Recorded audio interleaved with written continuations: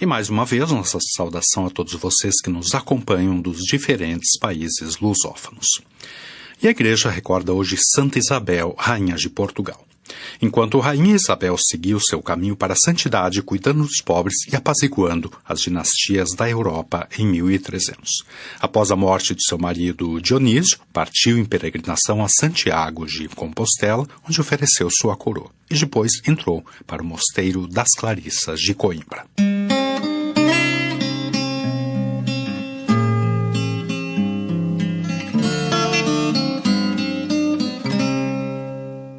O Santo Padre enviou uma doação ao Programa Mundial de Alimentos diante da atual e crescente preocupação pela disseminação em nível global do contágio do coronavírus. A doação de 25 mil euros foi feita na última segunda-feira por meio do Dicastério para o Serviço do Desenvolvimento Humano Integral, em colaboração com o representante permanente da Santa Sé junto à FAO e ao IFAD.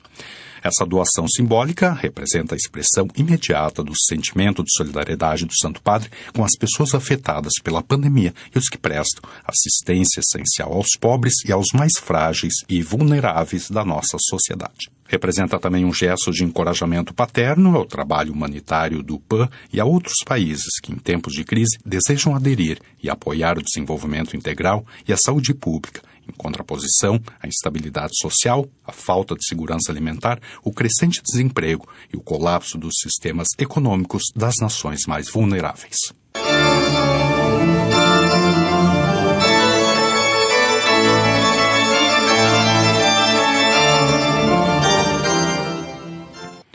E o diretor do L'Osservatore Romano, Andrea Monda, entrevistou o Prêmio Nobel de Economia 2006, Muhammad Yunus, criador do microcrédito. Quem nos traz os detalhes é Jane Nogara. Quando soubermos para onde ir, chegar lá será muito mais fácil. Muhammad Yunus, economista, Prêmio Nobel da Economia em 2006, criador do microcrédito moderno, tem ideias bastante claras sobre o que fazer em um mundo potencialmente mudado pela pandemia. Antes de tudo, proteger a todos, o mundo inteiro, do vírus, graças a uma vacina que seja declarada bem comum global. Depois, simplesmente projetar um mundo bem diferente. O senhor ressaltou, em sintonia com o Papa, que após a crise Covid-19 será necessário encontrar um novo modelo. Não podemos voltar atrás. Nada será o mesmo de antes. Na sua opinião, como esta mensagem pode ser compreendida pelos que estão no poder? Fico muito satisfeito em ver que o Papa Francisco pensa exatamente como eu. Voltar ao velho mundo seria um ato insensato, porque o mundo de onde viemos é um mundo inóspito, um mundo aterrorizante, um mundo que estava se matando com o aquecimento global, a concentração de riqueza, a inteligência artificial que tirava o trabalho aos seres humanos. Naquele momento, tudo convergia e só restavam alguns anos antes do colapso do mundo inteiro. Do ponto de vista do aquecimento global, resta muito pouco tempo até que o mundo se torne inabitável. O mesmo se aplica à concentração da riqueza, que é uma bomba relógio que pode explodir política e socialmente com muita raiva, e também a inteligência artificial, por causa da qual não haverá mais trabalho ou emprego para as pessoas. Não é o tipo de mundo para o qual queremos voltar. Essa é a questão. E o coronavírus nos fez um grande favor ao criar uma situação terrível para o planeta, porque parou a máquina em sua corrida para a morte. Portanto, hoje, pelo menos, não estamos correndo para nenhum lugar. O trem parou. Podemos simplesmente olhar em volta, podemos sair do trem que nos levou a um determinado fim e decidir onde queremos ir para encontrar certeza e segurança. Não voltar significa que temos a possibilidade de ir a outro lugar.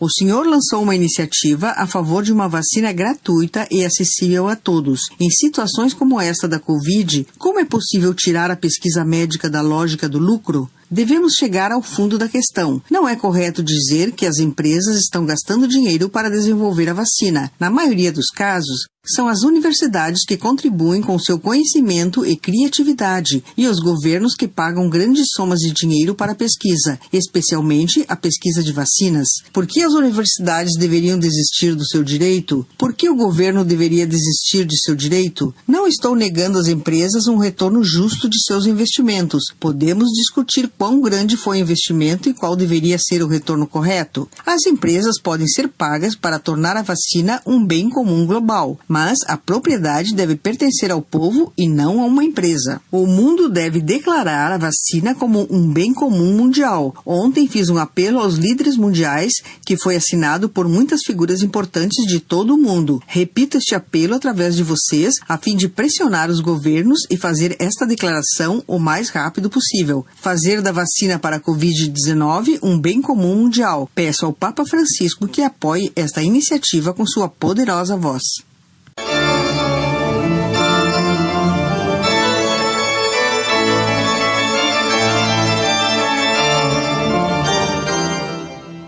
E a Arquidiocese de Porto Alegre informa em seu site que nesse sábado, 4 de julho, será lançado um mini-documentário para celebrar a chegada de João Paulo II a Porto Alegre, um dos destinos de sua viagem apostólica ao Brasil em 1980.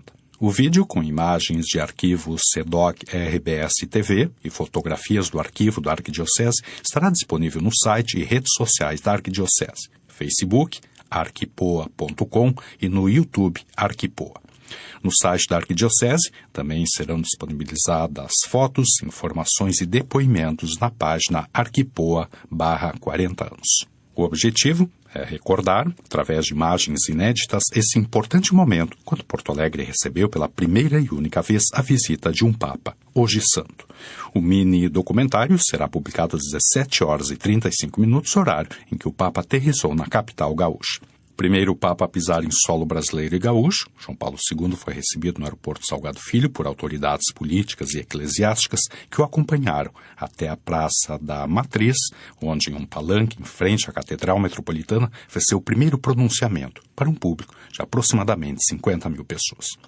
Conhecido e admirado por seu carisma e humildade, o vídeo destaca o homem do povo, que apesar da visita ter durado apenas 22 horas, deixou sua marca na passagem pela capital gaúcha. O carisma do Papa se refletiu em pequenos gestos durante toda a sua estada em Porto Alegre, o que fez o pontífice sair do protocolo em diversos momentos e mostrou porque ele foi um homem do povo.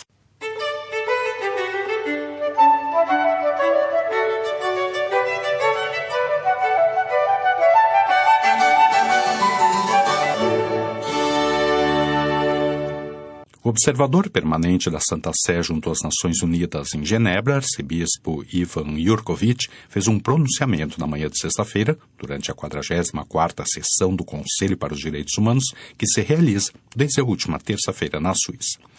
Comentando o relatório apresentado pelo relator especial sobre o tráfico de seres humanos, e em particular de mulheres e crianças, o representante da Santa Sé afirmou que a guerra contra o tráfico de seres humanos só pode ser vencida com uma ação em nível internacional. No entanto, não pode ser limitada a medidas repressivas contra os traficantes.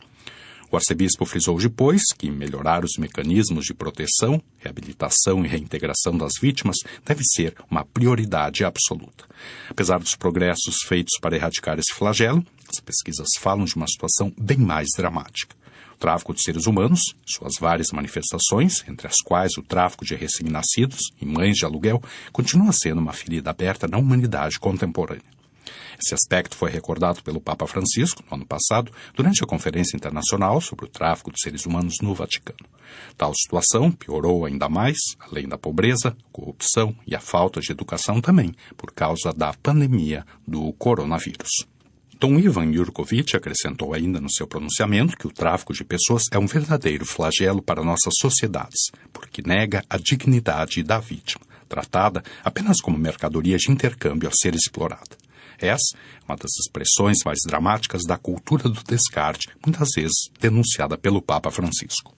Para a Santa Sé, o único modo de acabar definitivamente com esse fenômeno, organizado pela criminalidade internacional, é empreender uma ação em nível global. São necessárias coalizões de boa vontade e o bom exemplo.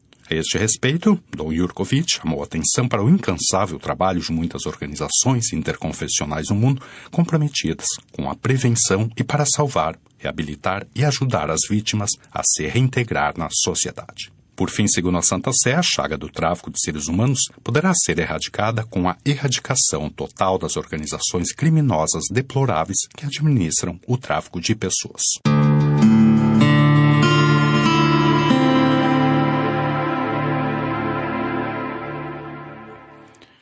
E na Turquia, o Conselho de Estado coloca o futuro da Santa Sofia, que já foi igreja e hoje é museu, nas mãos do presidente Erdogan.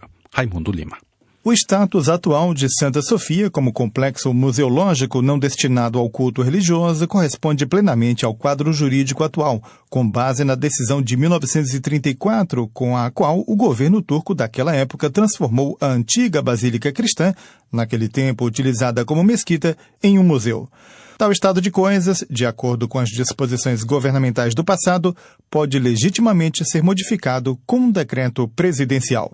Em síntese, este é o significado do esperado pronunciamento feito esta quinta-feira, 2 de julho, pelo Conselho de Estado turco sobre a possibilidade, fortemente patrocinada por setores políticos hoje dominantes na Turquia, de reutilizar Santa Sofia como lugar de culto islâmico. A reunião do Conselho de Estado, chamado a pronunciar-se sobre este delicado e espinhoso assunto de forte impacto também geopolítico, informam fontes locais à agência Fides, durou menos de meia hora e parece deixar nas mãos do presidente Recep Tayyip Erdogan a responsabilidade por uma possível mudança do atual status quo, o que tornaria novamente possível usar Santa Sofia como uma mesquita. Em sua breve sessão, os membros do Conselho de Estado confirmaram a continuidade da validade de pronunciamentos anteriores nos quais o mesmo órgão havia efetivamente rejeitado tentativas, como o recurso interposto em 2004 pela chamada União Turca de Monumentos Históricos, de abrir Santa Sofia a reuniões de oração muçulmanas. Ao mesmo tempo, o Conselho de Estado reconheceu que a intervenção direta do presidente turco sobre a controversa questão, através de um decreto presidencial ad hoc, poderia mudar a situação atual e legitimar a reutilização de Santa Sofia como um lugar de culto islâmico. Serão necessários vários dias para que a decisão do Conselho de Estado turco e suas motivações sejam publicadas. A antiga Basílica Bizantina de Santa Sofia foi transformada em mesquita após a queda de Constantinopla em 1453, tornando-se museu em 1934 por decisão do Mustafa Kemal Atatürk, primeiro presidente turco e fundador da Turquia moderna. Em anos recentes, no final de maio, concentrações de milhares de pessoas têm lotado a vasta praça externa ao complexo para celebrar o aniversário da conquista otomana da cidade e pedir a sua reabertura como mesquita. O importante pronunciamento do Conselho de Estado turco era esperado como um sinal útil para decifrar se as pressões feitas por setores políticos e sociais turcos, que nos últimos tempos parecem ter sido cada vez mais ouvidos e apoiados também pelo presidente Recep Tayyip Erdogan, serão bem-sucedidas no futuro próximo. Segundo reconstruções também relatadas pela referida Agência da Congregação para a Evangelização dos Povos, o próprio presidente turco teria dado recentemente instruções para alterar o estatuto do Complexo Monumental de Santa Sofia, de modo que este volte a ser utilizado também como um local de culto islâmico. O caso também assume evidentes conotações geopolíticas. Na quarta-feira, em 1º de julho, de acordo com relatórios de numerosas agências internacionais, o secretário de Estado norte-americano Mike Pompeo teria pedido a Erdogan para não transformar Santa Sofia numa mesquita, para não comprometer o valor histórico do monumento. Na terça-feira, 30 de junho, durante a homilia da Divina Liturgia dedicada aos Santos Apóstolos, o patriarca ecumênico de Constantinopla, Bartolomeu I, ressaltou com veemência que a possível reconversão do complexo monumental de Santa Sofia em Istambul em uma mesquita impelirá milhões de cristãos no mundo inteiro contra o Islã.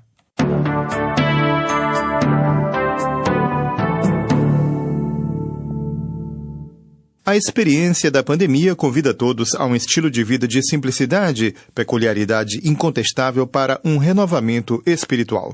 Escreve o arcebispo mor de Ernakulam Angamali e guia da Igreja de Rito Sírio-Malabar, na Índia, cardeal George Alencherry, na carta pastoral publicada por ocasião da festa de São Tomé Apóstolo, celebrada em 3 de julho. Considera-se que o santo tenha introduzido o cristianismo na Índia no 1º século e a Igreja Católica Sírio-Malabar, Igreja Católica Oriental Sui Iuris em comunhão com as igrejas católicas, observa a festividade como Sabha Dinam, Dia da Igreja. O purpurado exorta seu povo a empenhar-se para aumentar a eficiência em todos os campos da produção e reforçar a economia do país. Para enfrentar a iminente ameaça da crise alimentar, deve-se utilizar cada centímetro de terra agricultável, exorta o cardeal Alain Cherry. Também o clero deve participar dessa iniciativa. As indústrias em pequena escala devem ser reforçadas. O documento evidencia a importância das várias atividades que os católicos poderiam empreender e as mudanças a serem feitas em seu estilo de vida para enfrentar os desafios pós-Covid e convida sacerdotes e leigos a deixar de lado atitudes e práticas que dificultam uma vida cristã fecunda. A consciência pública deveria intensificar-se contra a tendência à exploração e à corrupção. Deveria haver meios eficientes e democráticos com os quais esses males possam ser erradicados, afirma. A carta pastoral do cardeal será lida no domingo, 5 de julho, em todas as paróquias que podem celebrar a missa, segundo as linhas guias do governo. Como consequência da longa paralisação, imposta desde 25 de março, para conter a difusão da Covid-19, muitos perderam o trabalho, as produções foram interrompidas. Tudo isso repercutiu gravemente na economia do país. Em Telangana, estado situado no sul da Índia, centenas de professores perderam o trabalho por causa da pandemia e agora se arranjam com trabalhos manuais. É o caso de Satyanarayana, especializado em literatura, que ensinava numa escola local e agora começou a trabalhar como diarista. Ele mesmo declarou que, mesmo recebendo um salário irrisório como professor, tinha uma nobre profissão respeitada na sociedade e que, se continuasse procurando trabalho segundo sua qualificação, morreria de fome. A situação de Satyanarayana reflete a de muitos, como Zaher Ahmed Sheikh, de 40 anos. Sheikh trabalhava como professor de Hindi, língua originária do sânscrito, mas agora é obrigado a carregar e descarregar botijões de gás num depósito.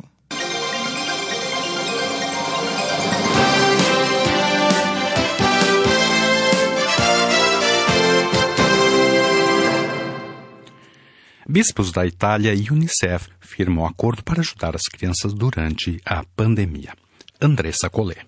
A ideia é unir as forças e as experiências para identificar, promover e implementar iniciativas comuns de apoio às comunidades na Itália no contexto da emergência sanitária e dos efeitos secundários. Essa é a premissa do protocolo do acordo assinado pela Conferência Episcopal Italiana e pela seção italiana do Unicef, o Fundo das Nações Unidas para a Infância, para tratar dos problemas relacionados ao cuidado das crianças que surgiram com a pandemia da Covid-19. Entre eles, o agravamento da pobreza e das desigualdades sociais, o risco de abandono escolar ou de carências educativas ou na proteção à saúde, o risco de violência com especial atenção aos direitos e às condições de vida de meninas, meninos e adolescentes, incluindo as crianças com deficiência, aquelas fora das suas famílias ou menores refugiados, requerentes de asilo, imigrantes, acompanhados e desacompanhados. A Igreja não deixa para trás as crianças e os adolescentes em situação de abandono social, na dificuldade existencial, na pobreza e na doença, como ressalta o secretário-geral da SEI, Dom Stefano Russo, que assinou o protocolo que terá duração de 3 anos.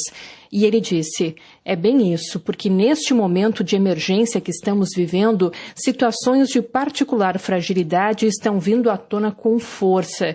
E certamente uma atenção especial se deve às crianças e ao seu desenvolvimento para ajudá-las a crescer em um ambiente que as proteja. Ao explicar como vai acontecer a colaboração com o Unicef, Dom Stefano disse que o protocolo prevê a identificação de ações comuns com pessoas que trabalharão juntas em projetos compartilhados, estabelecendo também o apoio financeiro necessário para tratar com situações concretas, avaliando elas caso a caso. Ele disse ainda que é difícil indicar qual as necessidades urgentes para serem enfrentadas, porque é necessário ver situação por situação, mas certamente a crise que ainda estamos vivendo, disse ele, ligada ao coronavírus, ressaltou o isolamento das pessoas. Portanto, não devemos esquecer os mais frágeis, especialmente os pequenos, dar especial atenção às crianças e à infância, que a Igreja sempre teve. Nessa perspectiva, também entra este acordo com o Unicef, a agência da ONU que se ocupa de infância e adolescência. O presidente Francesco Samengo foi quem assinou o acordo pela parte da seção italiana do Unicef. Ele disse estar certo de que, graças a este protocolo com os bispos italianos, poderemos realizar atividades concretas para lidar com a emergência sanitária e, sobretudo, para prevenir os graves efeitos secundários sobre as condições de vida de muitas crianças e adolescentes, em particular, as consequências sobre o crescimento da pobreza e da desigualdade, prestando especial atenção aos mais vulneráveis e invisíveis.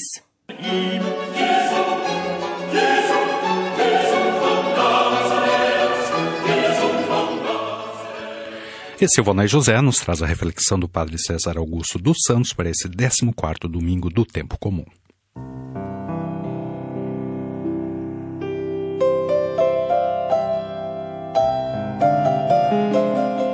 A primeira leitura nos fala de um legítimo rei da dinastia de Davi. Montado em um jumento e com atitudes pacifistas, o rei de Sião terá um reino imenso que de tão grande se estenderá até os confins da terra. Esse rei é humilde e pacificador e manifesta seu poder comunicando justiça e paz a todas as nações. Ele não só tem essa atitude positiva, mas também destrói tudo aquilo que é sinal de morte para os povos. Assim, ele possibilita a existência da paz. Ora, a leitura deste texto nos recorda a liturgia do Domingo de Ramos, que já podemos deduzir que esse Rei da Paz é Jesus, o Príncipe da Paz, legítimo descendente de Davi, como nos relata a liturgia do Advento. No Evangelho vemos Jesus sentindo que sua missão pacifista desagrada os doutores da lei, os letrados e as pessoas importantes, mas causa interesse aos pobres e marginalizados. Diz: Eu te louvo, ó Pai, Senhor do céu e da terra, porque ocultastes estas coisas aos sábios e doutores e as revelaste aos pequeninos. Fazemos a constatação do que vemos sempre. Os instalados não precisam, não querem mudanças e até a proíbem, enquanto os marginalizados, que sentem desconforto e suas necessidades insaciadas, almejam a mudança da situação, querem justiça, querem o necessário para viver dignamente. Nisso tudo, é denunciado o perigo extremo de não sentir-se necessitado de Deus e de aos poucos tornar-se materialista.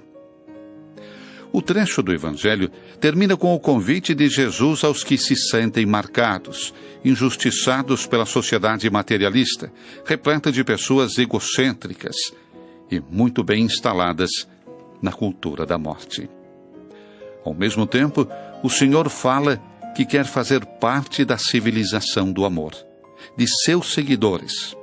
Traz um peso, uma responsabilidade, mas que eles são suaves, porque são provocados pelo amor, pela descentralização de si, pelo sair de seu comodismo, de desinstalar-se para ir ao outro, para servir. Finalmente, São Paulo, em sua carta aos Romanos, nos diz que vivemos segundo o Espírito, e não segundo a carne, pois pertencemos a Cristo, e o Espírito de Deus mora em nós. Esse Espírito foi o que ressuscitou Jesus, eliminando tudo o que conduz à criação, à injustiça e à morte. Portanto, a mensagem evangélica da liturgia deste domingo nos fala do benefício fundamental que é para nós a presença do Espírito ao nos provocar a opção pela vida e nos impedir a acomodação. Será um momento muito importante para a nossa vida de cristãos fazermos uma reflexão em que nos perguntemos: de que lado me encontro? Dos acomodados e que não sentem necessidade de mudanças profundas? Ou do lado dos marginalizados, dos inconformados, dos que anseiam pelo Senhor, como terra sedenta e sem água, como nos fala o Salmo 62.